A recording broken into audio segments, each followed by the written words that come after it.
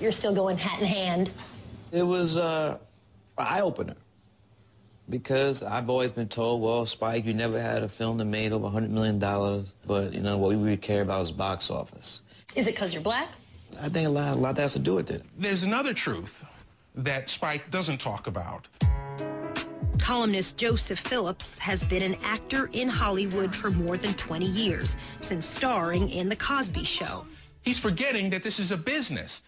And unless he can justify why he should get that much money, he's not going to get it. And that has nothing to do with race. Phillips does agree, though, that blacks still have a long way to go in Hollywood.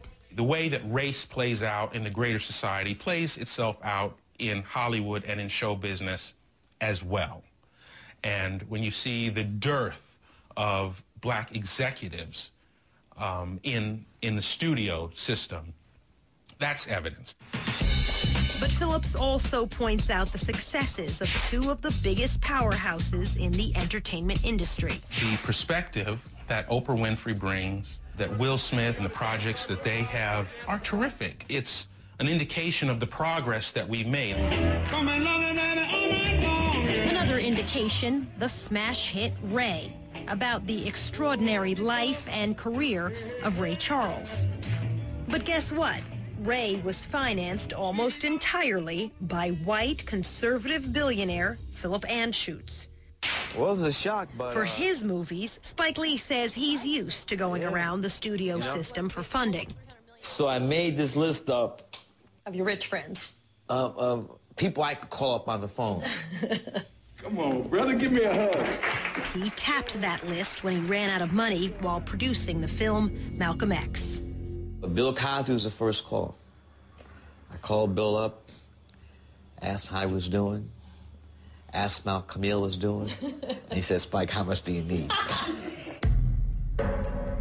Most recently, Spike had to go to Europe to help fund his new film, Miracle at St. Anna. It's the little-known story of black soldiers, heroes, fighting for their country during World War II. We fought in World War II. In other wars, too, but with exceptions, Jim Brown and Dirty Dozen and stuff like that, you know, we're not there. Spike says when black men are seen in the mainstream media, the image is usually negative. To be a black man in this country is walking around with a target on your back. A lot is not expected. A lot is not expected. Because the stereotypes of who young black men are. We're rappers, ballers. Rappers and ballers. Spike Lee blames the media for helping promote those images to white America and to young black men. They feel they have no hope, feel they have no future. The value of life has been belittled through video games, films, certain segments of rap. The billions in spending, and it went from educating and partying to strictly guns, champagne, and women, as black in America continues.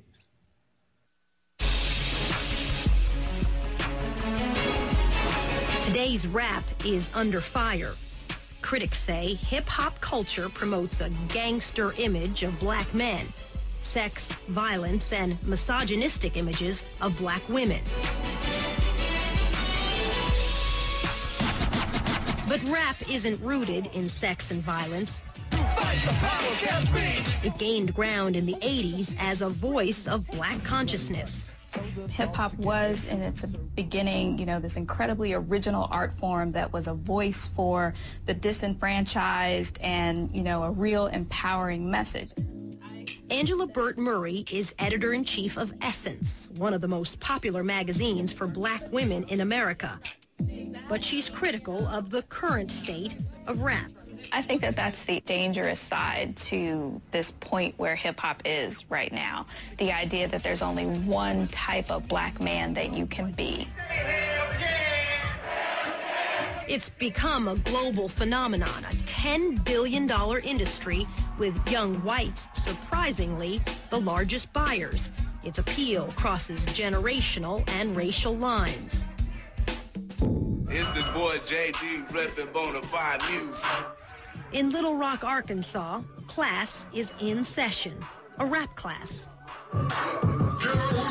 It's called the Hip Hop After School Program, available to all Central High students once a week at this church. It's keeping these kids off the streets. It's mixing knowledge. We're going to talk more about the business side of it, let me tell y'all. With discussion. When I rap what I feel. I've been through a lot, tragedies and trials. And self-expression. Because I got to maintain and go to school, get my grades so I can go to college and do the do. We said, okay, so you're a rapper. You got writing skills, you got improvisational skills, you got public speaking skills, and we try to show them how that relates to school. Hip-hop school, but it's a place for them to go, so I ain't acting the fool when it's dark out on the road. Adrian Tillman is better known as 607. I see how some people bump loud and puff out their chest. He's a popular rapper, performing at concerts, even touring in Russia. What it is, Moscow? He's also a teacher at the hip-hop school. Like many of the kids in the program, 607 grew up shuttling between the various housing projects in Little Rock. He got caught up in the gangbanging and violence that gripped the city in the 90s. But then his friend was gunned down. When that happened, I was blown away, man, and I was like, that was when I was like, I got to change the way I'm doing things. So he spends one night a week with these kids, using rap as a positive force. This is why it's important that y'all pay attention today so y'all can be on top of your game by the time you get my age. Dr. Michael Eric Dyson is an author, preacher, and professor at Georgetown University. But his writings on rap have earned him another title, the hip-hop intellectual. I embraced hip-hop at its best, I want to say that, because I think it's an ingenious art form. Dyson believes that positive messages, like 607's, are in danger of being drowned out in the hip-hop of today. What's played on the radio? Take you to the candy shop. Another bling bling, got my car, got my rims, got my women. So there's a huge battle within hip-hop about the future of hip-hop that most people outside don't even take notice of. Who's to blame? Dyson will tell you, corporate executives. Here's the question. Do white record executives want to actually portray or perpetuate music by black people that challenges them, white supremacy, social injustice, economic inequality? Or do they want to hear another bouncing bosom and belligerent behind rap? You tell me. Lupe Fiasco is a Grammy Award-winning rapper. White executives who own the company pick. And white executives. And black executives. So everybody's responsible. Everybody's responsible. Lupe says it's as simple as big corporations pushing rappers to promote negative images to sell CDs. His song, Dumb It Down. Here's what you have the white executives saying. They're getting self-esteem, Lou. Dumb it down. These girls are trying to be queens, Lou. Dumb it down. They're trying to graduate from school, Lou. Dumb it down. They're starting to think that smart is cool, Lou. Dumb it down. I'll tell you what you should do. Dumb it down. But powerful black executives have been running rap labels for decades. Russell Simmons is the co-founder of one of the most successful labels, Def Jam Records. He argues commercial rap isn't dumbing it down, it's the voice of black frustration.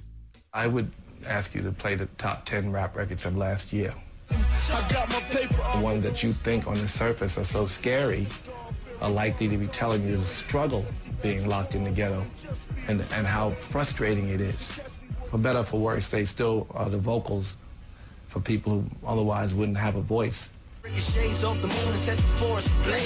Lupe Fiasco used to be a gangster rapper because that's what sells. Violence sells, sex sells, debauchery sells, all the bad stuff sells, it's always sells. Over time, as I grew up, became more mature, and I started to really see that what I did affected people, I started to change up. Why didn't you want to be that guy? I would rather have the one kid who bought the one album, the album that only sold one copy, to the one kid who chose not, to be the gangster and the hustler and the dope dealer, and chose to be the professor and the philosopher and the lawyer. He died so I could be here. Is this all he meant for me? In Little Rock, rapper 607 is far less famous, but he knows the impact of rap on young black kids. He wants to be a role model. I definitely am aware of that title being placed on me, and I embrace it. If not me, who? But 607's refusal to dumb it down comes at a price. On the 29th, I got served with papers from the circuit judge. I'm going to get kicked out of my apartment. Tonight, by midnight, I got to be out. There's a lot of risk involved in being an independent artist because it's always your money on the line. Sometimes I'm like, what are you doing, Adrian, when you really, really don't know where you're going to stay?